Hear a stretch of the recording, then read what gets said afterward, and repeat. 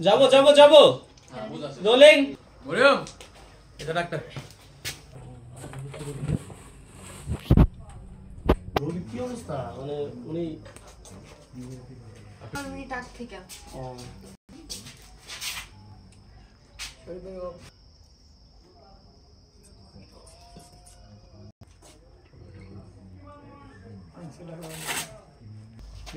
গেলাম হ্যাঁ